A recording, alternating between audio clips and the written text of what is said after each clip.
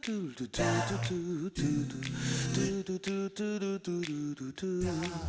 everyone, I'm Captain Logan. And I'm Eric. And today we're going to tell you how we felt about Batman Return of the Caped Crusaders. And Eric, this is a monumental moment for me because we've got new Adam West 60s Batman. Yeah? It's animated, but of course it would have to be. And you know, I don't know about you, but I'm not sitting here watching this movie going, like, it's cool that it's animated, like that we got it again, it had to be animated, but, like, I miss live action. Like, the animation is so good Oh, yeah. that I do not care. Yep. And that's super exciting. So we got to see this thing. The animation's great. We'll tell you about the rest of it and how much we like it. And we got to see it on a big screen. So Fathom Events put this out just like in the theater for a one-night-only event, just like they put out Killing Joke.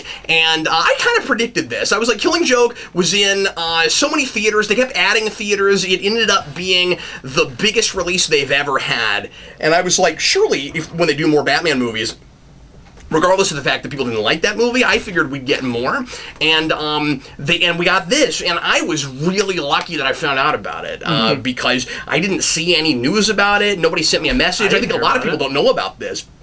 And we got to see it. So unfortunately, this isn't us going go out and go to the theater because by the time you see this video, you'll have missed it. You got nothing, and that's unfortunate for anybody that didn't get to see it in the theater. But of course, it's coming out in a couple weeks, and it's already going to be available tomorrow digitally.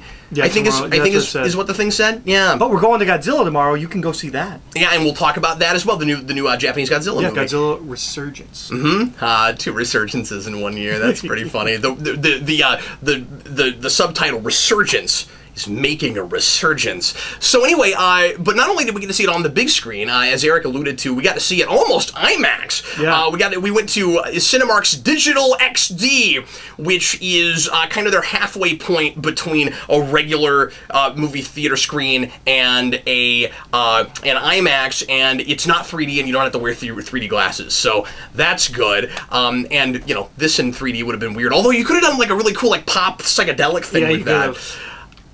But I'm glad we didn't because I can't see the 3D. Well, I can, but it would have been fun if there was if they gave you 3D glasses that were the old red and green, and there was one 10-second bit where it's put on your 3D glasses, take off your 3D glasses. That'd be great. And it would have to be the red and green kind, like you said. Yeah, that would have been great. So anyway, like I said, animation's really cool, and we'll get into what we think about it. But I wanted to put this up front. Would not have thought this would be a thing that would make sense that big. I gotta say right away, it is a shame this did not get a wide release or a wider release because I think it looks really great on the big screen. I agree. I think it looks great. I think just in general, this is probably the best looking DC animated film since Dark Knight Returns. Dark Knight Returns would have been what I would have said, yeah. And it's like I said, I think it doesn't feel like a direct-to-video movie. No, you know, it feels like it meant to go to the theater. Yeah, and then it's very theatrical. There's so much stuff in this that is background detail that it just makes it seem like people, at least on the animation side, people cared about this more than they have cared about any DC movie in a long time. Yeah. The animated DC films. And of course, it's not the same team. It's not the same animation team, I don't think. Is it not at all? I think some of the writing staff and stuff is maybe rolled over, but some of those guys have been around in a lot of these projects for a long time. I recognized some of the names and stuff. So anyway, I guess really brief synopsis. We always do a synopsis in this, and I want to be really careful not to give too much away because there's some really cool surprises in this, and we're going to be really careful not to even say too much about plot because we were really surprised by some stuff that is a lot cooler if you're blindsided by it. Yeah. But it okay, so the title, I actually have the same problem as I do with Batman Returns, of course. It's not actually the Return of the King, but, you know, they're returning to, you know, it's the same thing as Batman Returns, except, I think this gets away with it better it's been a longer because break. It's been so long since we got to see Adam West and Burt Ward in these roles and this take on this material. But anyway, so it's it's a big villain plot from the 4 villains that are in the 60s Batman movie, and they're... I think it plays almost like a Batman the movie too. It kind of does. Yeah, certainly. And Catwoman has this vial of stuff that is supposed to make it so that Batman can be mind controlled. It's Batnip, and there's a death trap real early. That's that initial teaser that a lot of people told me when I did the Captain's Log that they thought that was probably in the movie. The thing with the TV dinner. And that they probably just co-opted that scene. That's not the teaser. That's a little bit into the movie. No, that was the teaser trailer they made. Oh, sorry. So they take that in the teaser trailer. They take that footage and they put different words in their mouths. But it's funny because actually some of that scene is exactly word for word what happens in the movie. And so they get to that part where it's like where Batman says, "In this case, we should skip right to dessert." All the way up to that, it's verbatim what's in the movie, and then in the teaser trailer, he goes, "What's for dessert is this new Batman movie." It's great, and that teaser's even funnier once you've seen the film. Yeah. Oh yeah. But a lot of tropes, and I'll talk about some of this as we go along, from that show are, of course, there. And it's, again, I don't want to give too much away plot-wise, but, that's kind of the setup of it. And I guess I can say, the scale is bigger. We do go to space. There's kind of a thing twist, a turn. That Adam West had told us about. And it's not just the villains. It's a little bit more than that. Yeah, it's a lot more than just the villains have this big plot and they stay together the whole movie, and like they do in Batman the movie. There's some double crossing. I think it's maybe an okay thing to say. Yeah. And there's a triple cross. That's true. They make a big deal out of that, and the big surprise reveal kind of halfway through ends up being, in a way, kind of a secondary, but what becomes sort of the primary for a while villain plot that's way more interesting. Oh, yeah. And super cool. But I think for this material, and of course, it's insanely absurd, and that's why it's so much fun. Yeah. But for a 60s Batman, it's a good story. Mm-hmm. I mean, it's actually, a really pretty cool story. And it's packed. It, wall to wall. I don't want to say this is, an intricate plot that's, twisty turny, but in the way 60s Batman stories were. Yeah. When they were really good. If I had to put this in, as far as cleverness of story, if I had to put it in like a ranking with the 60s Batman episodes, it would be tough. It would probably be in there somewhere. But of course, 10? Yeah, or 15 or 20. But I mean, it's because the scale is bigger, so they get to do more, and they have more time and stuff. So there's that. But and they take a lot of cues from the 60s comics. I mean, from the Batman 66 comics. Yeah. Which I've not read. I have the first trade you got for me for Christmas, and I've not read it yet. I think you'll see a lot of this movie in that, and it's kind of cool. It's the same tone of that show, but of course it's this bigger scale. It creates kind of a new vibe with that, and it's contemporized in a way. And we'll talk about that with this movie, because there is some contemporization of this material that happens here that I was a little bit leery of, and ultimately overall I was really happy with. Yeah. Why don't you go ahead and flip your board, and we'll find out what Eric, how exactly Eric felt about Return of the Caped Crusaders. Go ahead. Return of the Caped Crusaders may feel like I was a giddy child. Also need to see more 60s Batman. Yeah. 60s Batman. Probably because I kept pointing out references that you weren't familiar with. Yeah. I had an interesting experience, because when the movie starts, you're really loving it, and I'm liking it. And I'm like, okay, I get what this is. I like this. I appreciate this. I don't know if I love this. And then when you get to that halfway through point kind of turn, I was like, oh, this is genius. This is not just a reenactment of the 66 show in animation, which is fun. It's more than that. And I might have been content with that, with mostly, especially knowing we're getting more. But I wouldn't have loved it. Knowing we're getting another one, you'd figure, okay, the story happens later. Yeah. We're starting with just a big... Which we said, I think, at some point while we were watching it. Maybe we're starting with just a love fest. It ends up being much more than just a love fest. Yeah, in some ways, commentary / analysis, reflection on Batman as a whole. But boy, there was something about watching this where I was like, thinking back to watching the movie as a kid, and that's a couple of stray episodes I got on television where I was like, oh yeah, this is a really good version of Batman. I'm almost kind of bummed that nobody's doing anything like this. I mean, this is animated, Didn't it feel like it was filling a void? Yeah. I mean, that's where I was with it. Well, and it was animated, but I'm like, why isn't anyone doing like a full costume comedy superhero show? Which, I mean, I guess soon we'll have The Tick, but even that's going darker. Yeah. It was really like nostalgic for something that I hadn't experienced in a long time. Because I've not gone back to the 66 show since Bound DVD. I haven't really watched it since I was, early teens. I mean, maybe I've watched the movie once or twice, but like it was a real like connection to something that like I felt as a child, and I really like that. We've had obviously so many different iterations of Batman over the years that it's that immediately when you go to see a thing like this, you're not thinking like we're finally seeing like more of a TV show that we haven't seen in so long, but this is played. I think this is played so well and hits those nostalgic beats so well that it doesn't like it is Batman. I don't know how to articulate this. It is another Batman thing, but it's really easy to look at it as like its own show. Like forget Batman for a minute. It's like finally that again. Yeah, and pretty authentic to it, right? Like it's a recreation of that, but also somewhat kind of a modern spin on it. You could see someone trying to, and like Brave and the Bold is kind of that. Yeah, but this is more directly that show. Yeah, I mean, like you can, like now I feel like I can even make more distinctions between those things. Like, okay, so you really can modernize '60s Batman, and it is a different Brave thing. And the Bold from what is kind of the halfway between this and the animated series.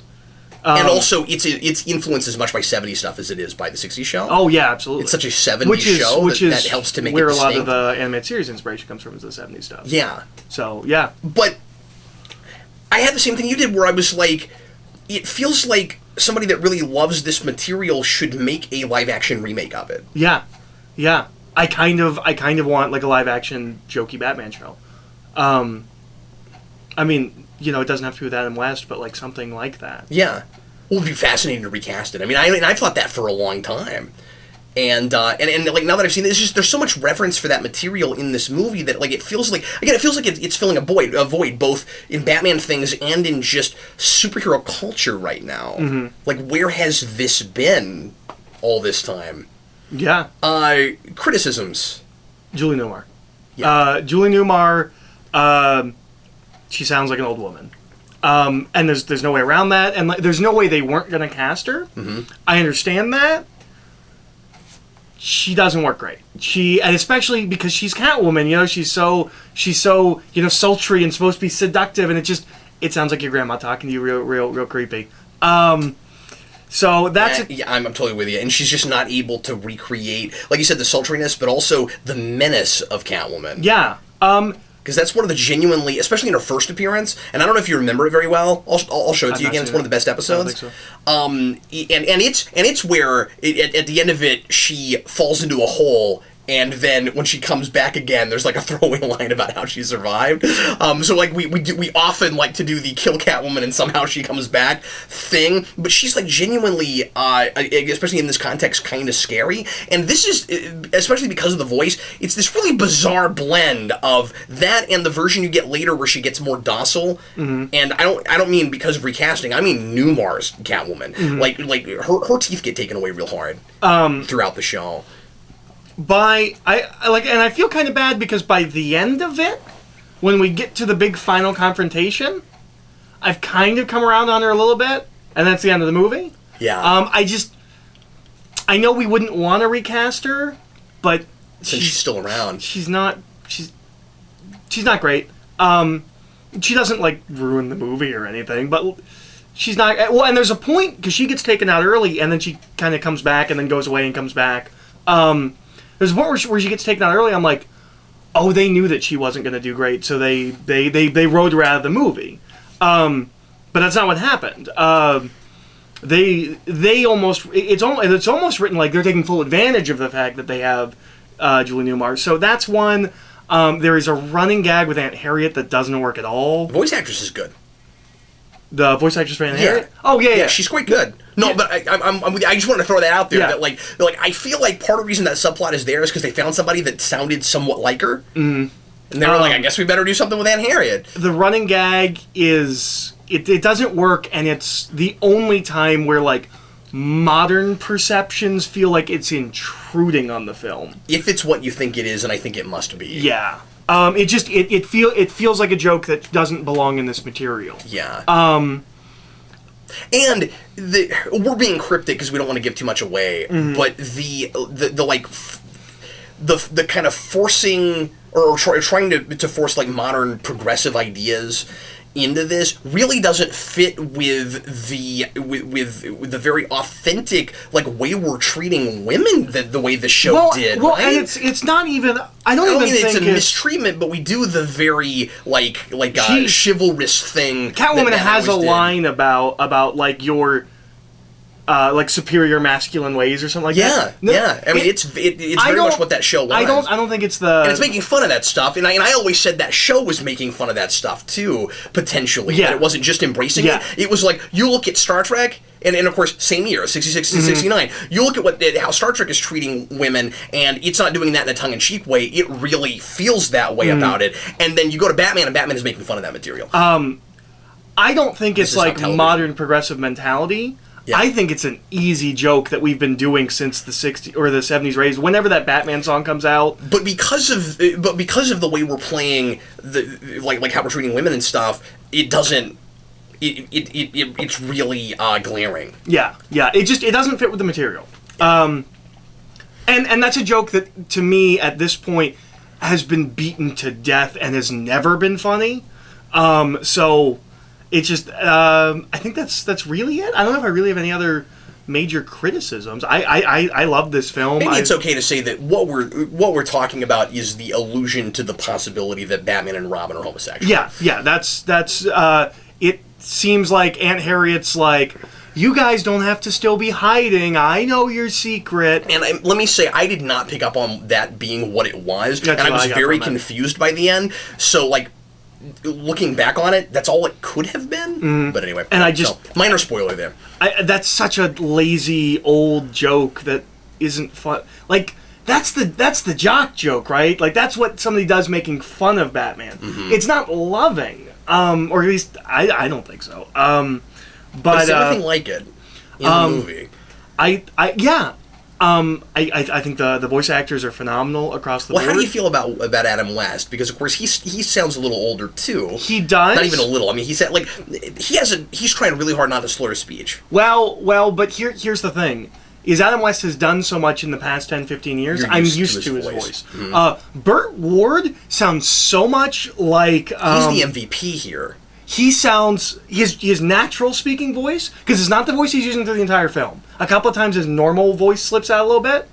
Sounds so much like Mark Hamill. Oh, okay. It was like... If Burt Ward passes away, I wouldn't have thought of that, if Burt Ward passes away and Adam West is still here and we want to do a third one, Mark Hamill could be Burt Ward. And I never noticed him breaking into his regular voice, but like beyond that, when he sounds like I kept forgetting how old Burt Ward was. He sounds perfect. When he first speaks, I was like, oh no, he sounds a little old, and then I never felt that way ever again. And some of that's adjustment, maybe. Yeah. But no, he sounds great. This has maybe the best Holy. I probably can say this without spoiling any. Like it's because these are so out of context. And all the Holies are funny. Yeah, or nearly they're all good. I think it's the first one is my favorite. Is Holy Trench War. That one's pretty good. Or Trench Warfare, I think it might be. Trench Warfare, yeah. Yeah. Oh, it was great. Well, Holy Triple Cross is pretty good. Holy Triple Cross is pretty good. And then I thought the villains were all great. Penguin was good. The most generic is Penguin, though. It sounds good. Here's the thing. I think it's written pretty Burgess Meredith. I think the voice actor is doing, and that's not anybody I knew. I think the voice actor is doing the best he can without.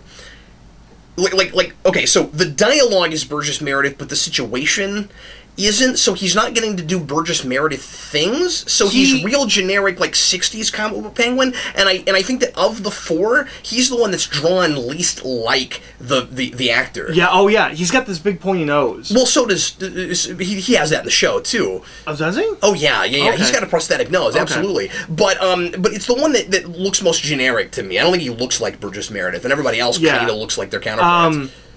And he sounds, I liked him because he sounds like the Penguin. they could have gotten Tom Kenny and just had him do the same Penguin he did in the Batman. And it would have been about it's the same real thing. close. Yeah. But the Cesar Romero sounded like it's amazing. He's so... It's so disappointing they didn't do the mustache. I'm with you there. I'm not sure why they didn't, especially because, again, they're taking so many cues visually. Like, stylistically, it looks like the comics. Mm-hmm. And they do it in the comics, and I don't know why that's not there. But he's amazing. He sounds almost exactly like There's him. a couple places where he breaks out of it a little too much, but for the most part, it's amazing. And Wally Wingert doing Frank Gorshin is mostly pretty good. He gets one of those, I don't even know how you would describe them, It was going up the scale? Yeah, like the manic, because my point of reference is really the movie. It's the, we'll Exploding lower octopus. Batman onto the box and into the arms of the Okay, now he sounds like Bill Cosby. Yeah, now it sounds like Bill Cosby. But into the exploding octopus, and Yeah. then Jello pops! Yeah. But he nails that. Oh yeah, absolutely. And the laugh is brilliant. Yeah, his laugh is great. It's pretty close for most of it. And he's got a couple also of really breaks a little funny bit. riddles too. Yeah. I can't remember. There was one you and I just cracked up like crazy in the third act, and I can't remember what it was. Yeah, I don't remember. But there was a great one. Real quick, can I talk about Wally Wingert? Yeah. Because I've told you about this, but I Yeah. haven't talked about it on camera. So if you've been with us a long time, you might know that I interviewed Wally Wingert years ago. I've always really liked Wally Wingert. He did a song on Dr. Demento that I grew up with called Adam West, and it was a parody of Wild Wild West, and he had his band was called Wally Wingert and the Cape Club, and it came out when the '89 movie came out, and somehow or rather I ran into he has a little YouTube channel, and I ran into that, and I sent him a message on his YouTube channel, and I ended up getting an interview with him, and he is the Riddler. He's a voice actor, and he's most importantly a sound-alike guy. Mm-hmm. He does a lot of like sound-alikes for actors who do an animated movie, like big major famous actors that can't be bothered to do the video games and stuff, and so like he'll step in and do those, and so.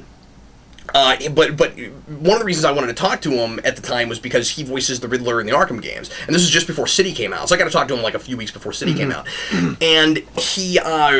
And I was really interested to see what this was going to be like, and I thought it was such a coup that he got to that they thought of him, and such a big deal for Wally Wingert that he got to do this, because first of all, just like trying to do a different Riddler voice and make it sound totally different from what you did in Arkham, and it does. It's entirely different. I can tell it's Wingert because I know Wingert, but I've listened to a lot of Wingert, but like.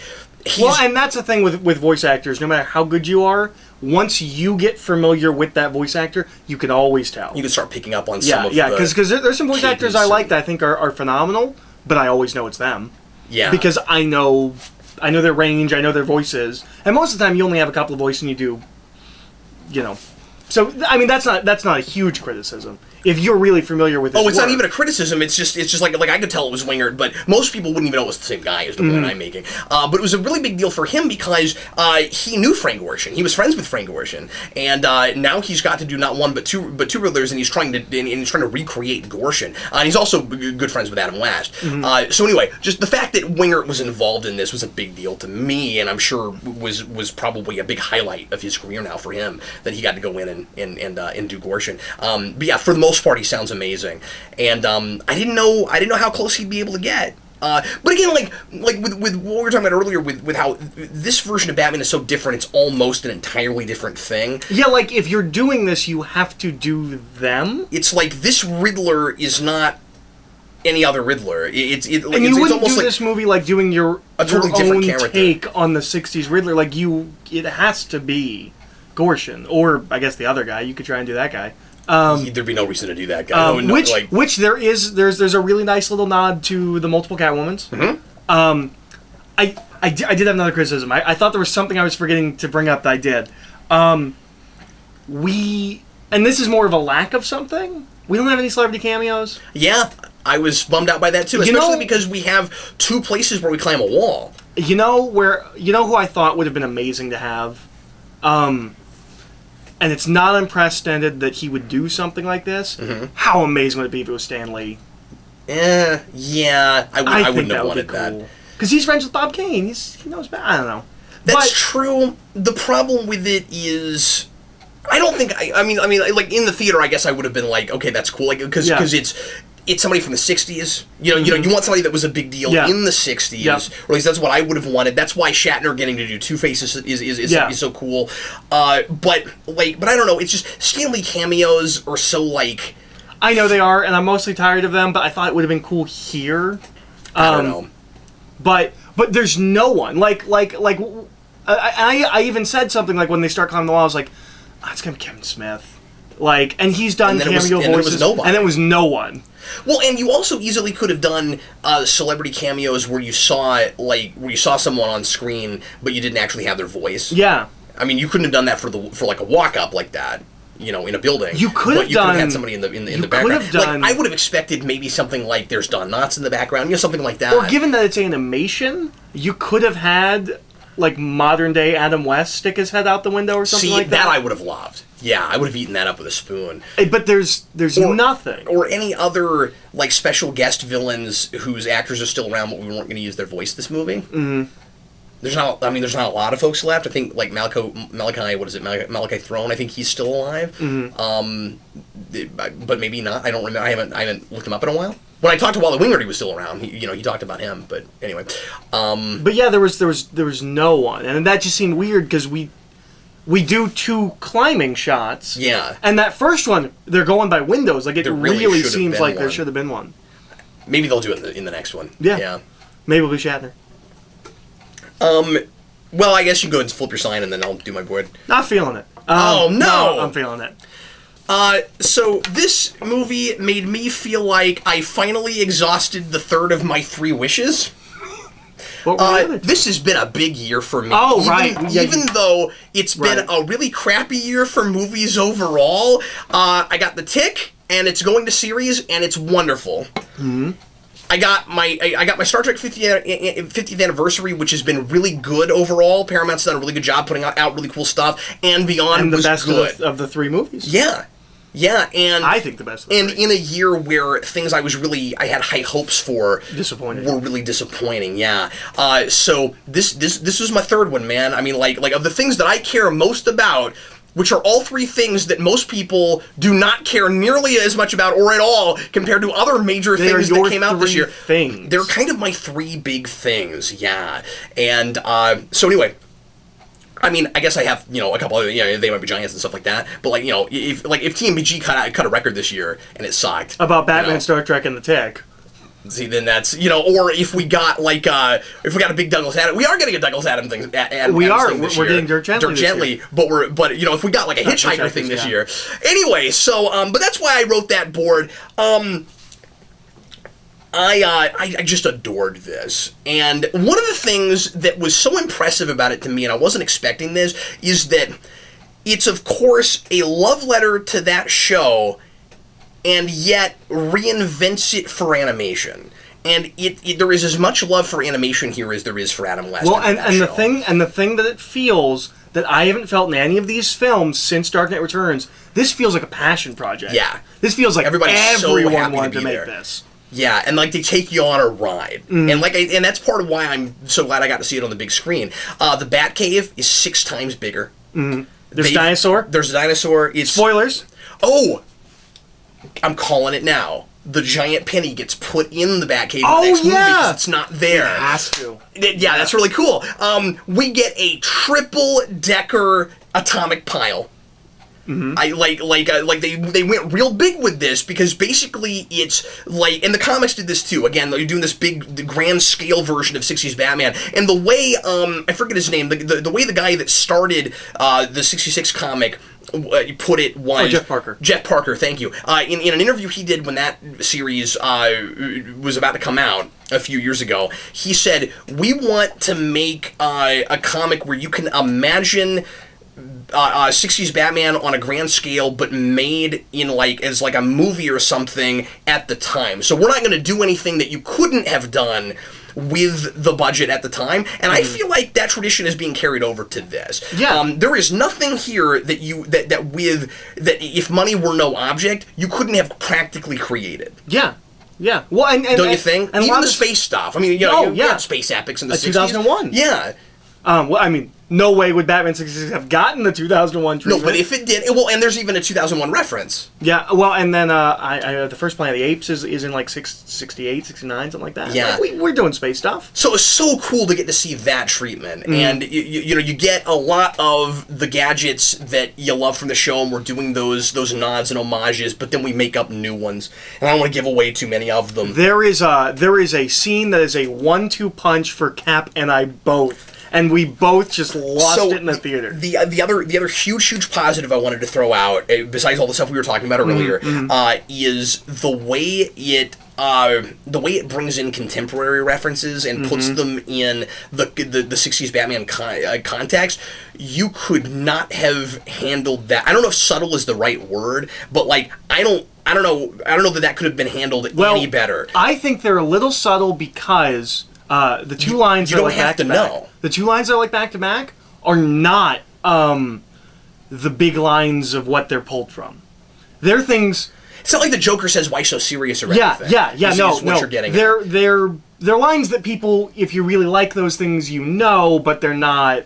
Batman never says like the hero you deserve. Like none of that stuff is in there. It's Joker's not running around saying one bad day. It's stuff for diehards. Yeah. Oh, yeah. And that really impressed me. I'm like, oh, this is a love letter to Batman fans. And as you said, it's a commentary on where Batman was and where he's gotten and how all these things are valid. And also it's attacking modern cynicism a little bit in a really, really satirical way. Yeah. And like I said, I've said in another video recently that I thought I think it's really kind of ironic that this movie is coming out the same year BVS did. It knows it. And that's so cool. And have you thought about how strange it is that this is the... Not that there are references to that movie. That back-to-back, we have the first R-rated Batman film, and I think the first PG period DC animated film. You think period? You just mean for the direct-to-video stuff, because they made them all PG-13. Yeah.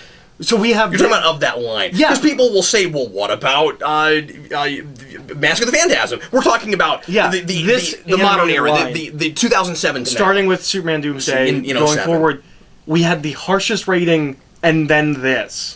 And that's really fun. Yeah, well, and because like 2 years ago we had a rated R animated, or no, this year we've had a rated R. Yeah, that's what I'm saying. Yeah, so not just you're right. It's not just the BVS. Last animated Batman movie. We have technically had 2 rated R Batman movies this year. Yeah, which is a sentence I never thought I'd say.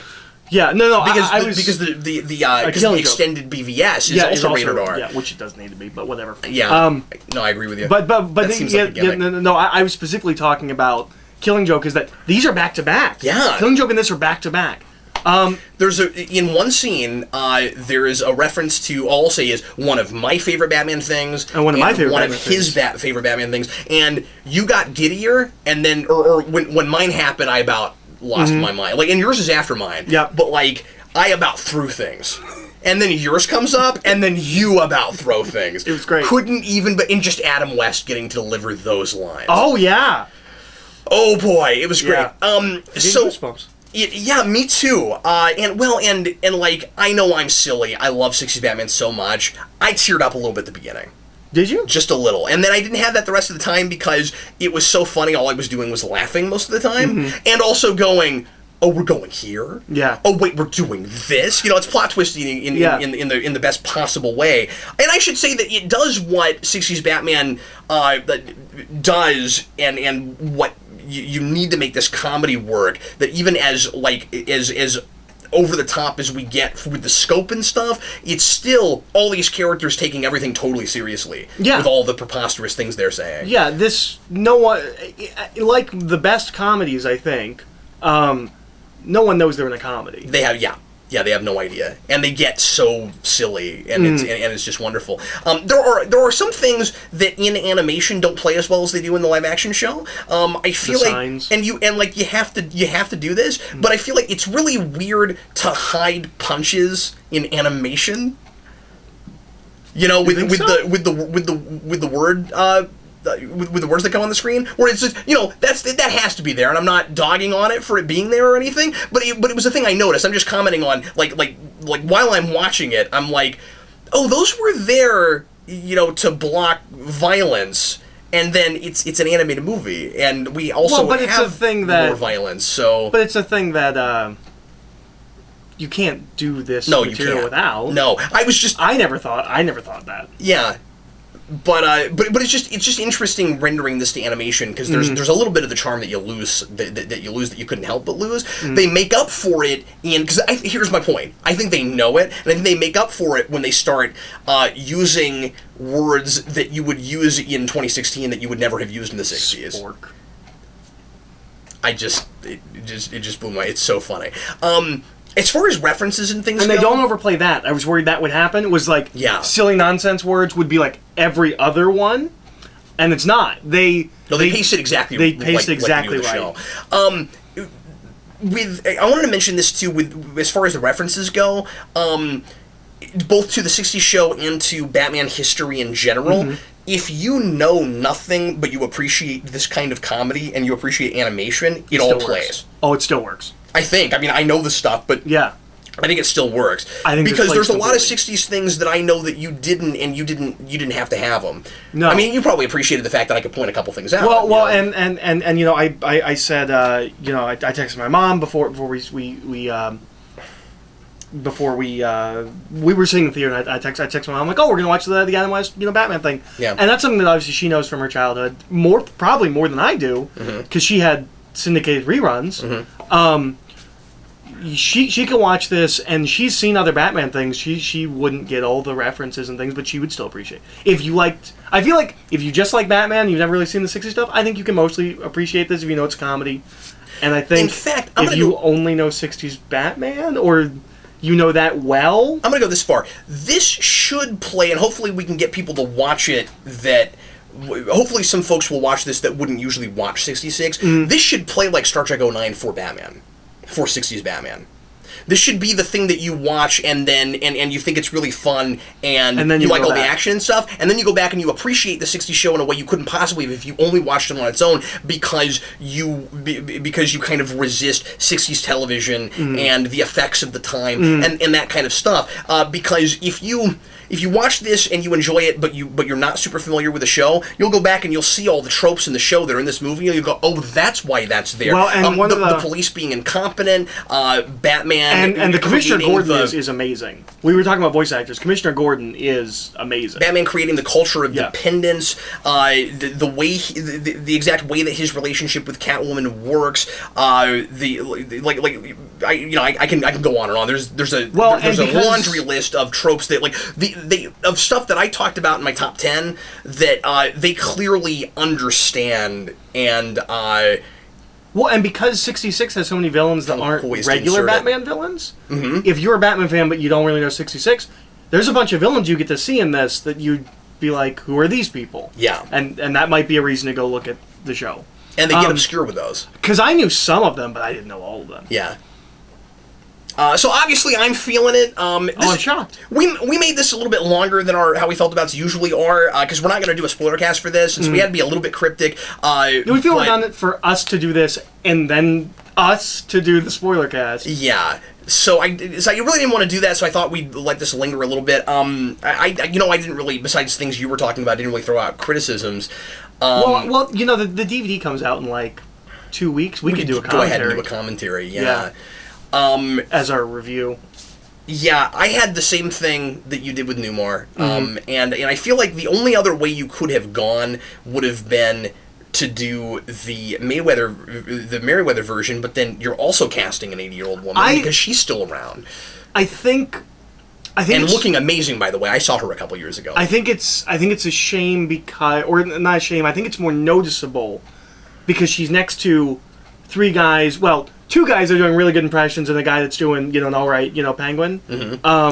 Yeah, she stands out, and it's so weird because that was the voice. I mean, it's her voice. Yeah. Well, I mean, people get old. So that I know, but it's weird that. You know what I'm saying? Yeah. That like in the four, that of the four, the one that feels weirdest, that keeps taking you out, is the original actress. Yeah.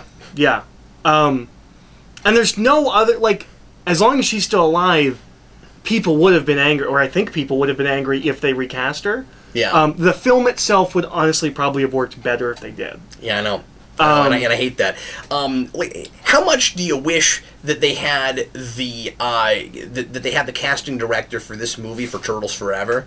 Oh yeah, right. Oh yeah. We've seen other things in recent years that try to recast voices from other things that just aren't getting even anywhere in the ballpark. Was there anybody that's recast that doesn't sound pretty darn close? Like both their Chief O'Hara and their Commissioner Gordon sound just fine. Gordon especially. Yeah. Their Alfred's fine. Yeah, I mean, he sounds pretty close. Yeah, he's pretty close.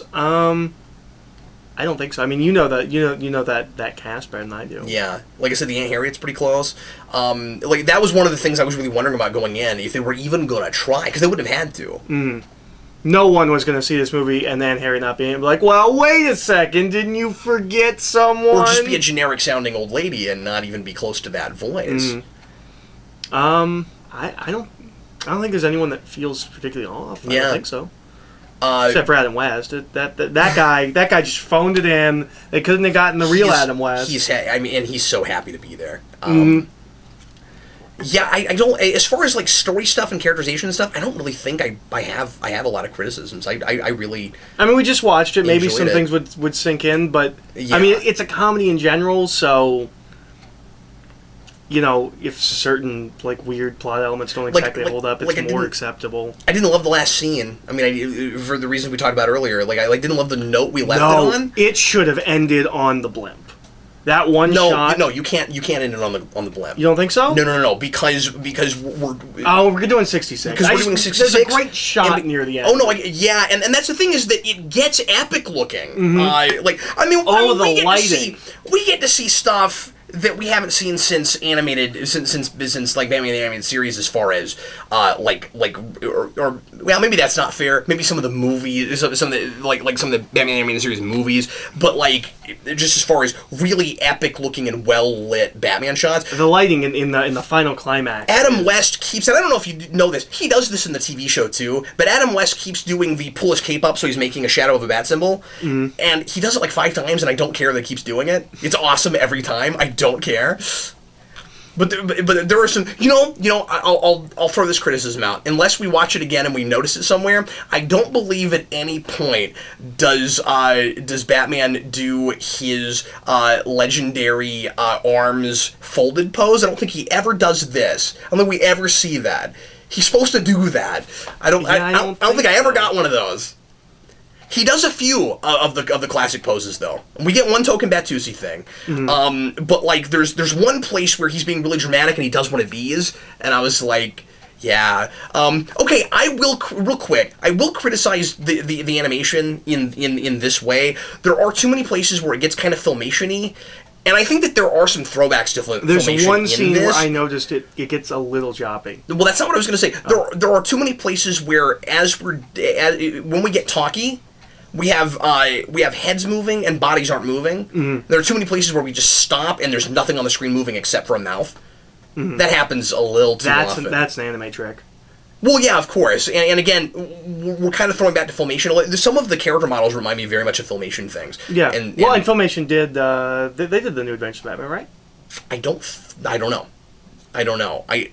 I want to say that was a different that house. crosses over with Scooby-Doo, so maybe that was Hanna-Barbera. I think it is Hanna-Barbera. Okay. That's what I say, but I wasn't 100% sure. Anyway, we have overstayed our welcome, so I guess I'll go ahead and we'll go ahead and bid you adieu. But thanks a lot for watching. Sure appreciate it. And yeah, we'll try to do a commentary on this one probably shortly after, sooner rather than later. Yeah. After it comes out, I can't wait to see it again. We'll be real critical and pick it to pieces. Absolutely. And you know what else? No air in space. You know what else I know you wanted to mention? Yeah, but in 60s Batman, there should be kind of air and space. We didn't know things about space like we do now. I will point out a lot more of those like tropes and nods and things when we do the commentary, because I just keep thinking of things, but I don't want to give too much away. And I also didn't mention all of like how cool and epic it is when the Batmobile leaves the Batcave. Like, how over the top we get. It dies. It's awesome. Oh yeah. And the new Batmobile is pretty cool too. But you wanted to bring up how crappy the special features are. Oh yeah, we forgot to talk about this. And Kevin Smith and so we open the featurette at the end. We open with this Fathom special feature where it is Matt Parkman, Kevin Smith, and a girl. The guy who plays Matt Parkman. Who apparently run. They have a TV show. A TV show that, based on this, I can only assume is horrendous, called Geeking Out, and it is the most generic. We have nothing. And here's a lot the of thing. ads for it in the comics lately. I didn't know. Well, I haven't watched it. Here's the thing. I've heard Kevin Smith talk about 60s Batman. Yeah. It is something he's passionate about. It is. You would have no idea. He has things to say. Yeah. You would have. I think he does an interview with Adam West. Well, here's what you might not know. He's part of the roundtable in the special features on the DVDs, and you should watch it because it's great. The group is kind of weird because. What's his name? It's like the guy who played Martian Manhunter in Smallville is in there. Right. Phil Morris. And I don't know why he's there, and he doesn't seem to quite know why he's there either. Like, he's excited to get to meet Adam West, but he's all starstruck, and he doesn't say a lot, and that's kind of weird. And then, like, the most massive 60s Batman collector on the planet is also at that round table. And then you have, not Jeff Johns, you have Jim Lee. Jim Lee's there. And then you have, Kevin Smith. And I thought there was another guy there. I think that's it. And it was a really weird, eclectic assortment of people. But anyway, Kevin Smith has really cool questions for Adam West and things to say in that. And then you get to this featurette. This looks like he's talking to 6-year-olds that don't know anything about Batman history. I don't understand. This looks like people who know nothing about comics or Adam West or anything like that. This feels like normal people trying to reminisce about Batman. Going to all the other stuff. Like, they haven't seen it in 50 years. Yeah. It's like, remember the Pals and the Bams? Yeah. You know? Like, remember Robin said holy all the time? Like that was great. Everyone knows. Yeah, no, it was nothing of substance. We were just waiting for it to end. And it doesn't even, like, lead into the film. Like, they're vaguely talking about Batman as if they are people who don't know anything about Batman talking about Batman, and they're like, but you get to watch an Adam West animated Batman movie. And then the movie plays. Like, it's... Oh, and stay at the end, and then It's like someone like was like, okay, look, which, first of all, know your audience. Yeah. Fathom events, right? Like, only people that genuinely care about this stuff and know about it are going there. Like, this is not a television show. Yeah, they have no idea who their audience is. The people that are coming to Fathom events. The movie does not have this problem. Yeah, the movie knows what its audience is. And is weirdly accessible. I mean, I still think that movie plays for even an audience that doesn't like 60s Batman. Yeah. Or possibly can. But the opening special feature is like they were told, don't say anything that is a specific anything because someone somewhere won't get it. Talk as vaguely as you can. And the little bit I've seen in Geeking Out seems like they do that too. Like it's like they think everyone's an idiot and no one knows what Wikipedia is, so we can't ever actually say anything. Anyways, then the after special feature was worse. Bizarre. No, there is one reference of the TV show. Yeah. Once they say show. And they keep showing comic panels from the 66 comics. It's your standard. We should set the stage. Yeah. It's your standard featurette that is interviewing the voice actors, and we don't always do the writers. I'm glad the writer was there. Mm-hmm. That was cool. Well, and there was two people that were writer. Okay. There was one person listed as writer. Well, there was a producer. There was another guy that was writer/producer. Was Uslan there? No, I don't think he was there. No, he's not actually a producer on any of these things. He just legally gets his name as a producer credit on everything Batman. Okay, but I keep seeing him still in featurettes and stuff. Oh, really? Yeah, he's still... but maybe it's just I think he does historical stuff. Historical Batman things. Yeah, I think he does that. And I like him. He always has things to say. He wrote a Batman Green Hornet crossover that I want to read. Yeah? Yeah. Apparently it's great, and I've never read anything he's written. That there. I like Uslan. Yeah. But anyway, so... Yeah, nothing of... They're it's like they're trying to be all intellectual about Batman in general, and this video, they're like, we're doing a more silly version. Like, no, you're doing 60s they're Batman. They act like they're doing a take on this material, like the material being Batman. They act like they're doing a take on it, not that they're recreating a take that already exists. It's really How weird. are these voice actors not discussing... How's Lonnie Wingert not mentioning... Gorshin. It really bothered me that they do that, and I'm sure that's the featurette that's on the DVD, and that's all you get. Mm-hmm. How does the guy that does Joker not talk about Cesar Romero? Yeah, and like how hard he must have worked to get that voice that close. Because all we get is a standard, like, well, we all have a darkness in us, and like maybe we're all a little crazy on the inside, so it's fun to let that out. And you're like, We've heard this a million times. Obviously, that's what's fun about playing the Joker. Like talk about the fact that you're doing the 60s Joker. That you're doing Cesar Romero, and you can talk about the differences in, you know, his Joker versus other Jokers, because he's not as manic, he's not as psychotic. Mm-hmm. He really does just like to steal art and stuff. Mm-hmm. I love that line in the movie about bumping off the artist. Mm-hmm. I mean, there's right. But you know, we'll dance around like this Joker probably kills people. But like, it hurts my feelings that featurette doesn't have Wally Wingert telling you all the stuff I just told you. Mm-hmm. Like, he should be talking about that stuff, and you can't blame any of the people in the documentary, because they're probably just being asked stupid questions. Well, yeah, like, these people know what they're talking about. Yeah, the writer in particular, where, like, I'm sure he's just getting bad questions, but if you told me that guy... Well, I mean, they did tell me that guy wrote that movie, and I kind of don't believe him. I think he's a stand-in.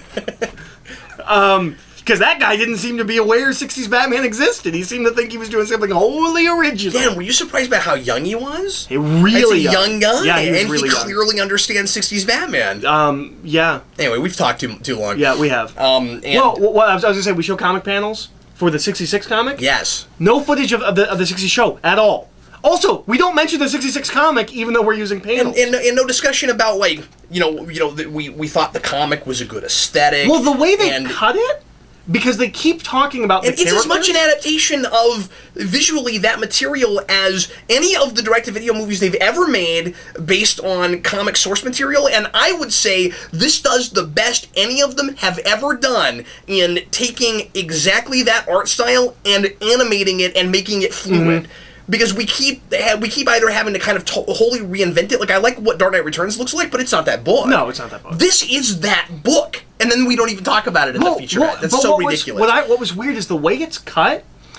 Because we don't draw attention to the fact that there was a 66 Batman comic book at all. Yeah, it looks like we're just using Batman comics. Like, if you knew nothing, you would think that's just what Batman comics look like, and they're just talking about doing a take on Batman. Like, oh, that looks kind of like, if you don't know 66, if you don't know 66 exists, and you watch this movie and the special feature, you think they just came up with a thing. Well, Eric, we could talk about Batman forever, but that's not the movie we watched. We watched this new 66 Batman movie. Batman forever. Yeah, I guess we have talked about Batman forever. Anyway, thanks a lot for watching, folks. We sure appreciate it. I am Captain Logan. And we'll see you in the not-too-distant future for a commentary on this movie and lots more videos to come here on Geekvolution. And also, how we felt about late tomorrow night, on Godzilla Resurgence. So look forward to that. See you, folks.